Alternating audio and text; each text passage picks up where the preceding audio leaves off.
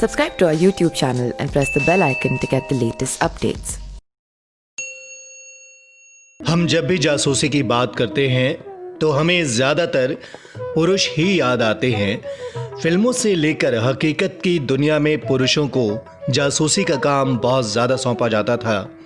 आपने भी ज़्यादातर इन्हीं पुरुष जासूसों के बारे में सुना होगा, लेकिन क्या कभी आपने महिला जासूसों का नाम सुना है?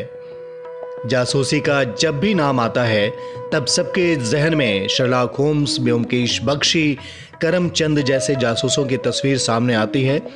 लेकिन ऐसा नहीं है कि जासूसी पूरी तरह से पुरुषों के लिए ही बना प्रोफेशन है।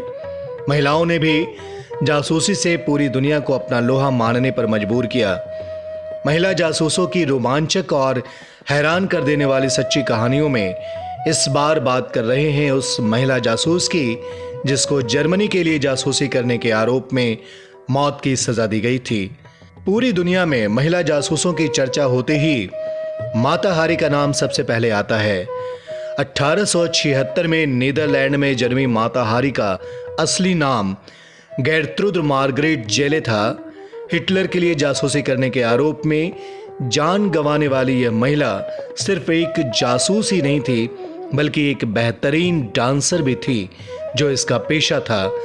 यह भी कहा जाता है कि माता हारी बनने के लिए सिर्फ खूबसूरती ही आवश्यक नहीं होती, उसके बारे में कहा जाता है कि वैसा बना नहीं जा सकता, सिर्फ पैदा हुआ जा सकता है। जेले को अपने जिस्म की नुमाइश के लिए मजबूर होना पड़ा था।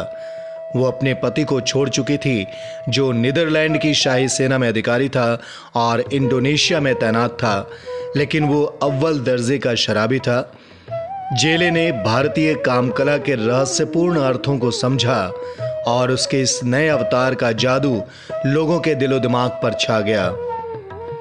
भारतीय नृत्य कला में वो पारंगत थी, लेकिन उसका असली पेशा डांस करना नहीं, बल्कि अपने शरीर और अपने कामुक अदाओं से बड़े लोगों की जासूसी करना था। जेले खुद को एग्जॉटिक डांसर कहा करती थी। कई देशों के शीर्ष सेना अधिकारियों, मंत्रियों, राजशाही के सदस्यों से उसके नजदीकी रिश्ते थे और वो फ्रांस और जर्मनी दोनों की डबल एजेंट थी, ऐसा माना जाता था। अपने जलवों के लिए मशहूर माता हारी वर्ष 1905 में जर्मनी के लिए फ्रांस की जासूसी करने के लिए पेरिस पहुंची। नृत्य में खास अंदाज की वजह से उसे वहां बहुत जल्दी लोकप्रियता मिल गई। शायद उसका डांस ही था जिसकी वजह से वो लोगों के बीच फेमस होती चली गई। इसके बाद डांस की प्रस्तुतियों के लिए वो पूरे यूरोप में काफी यात्राएं करने लगी।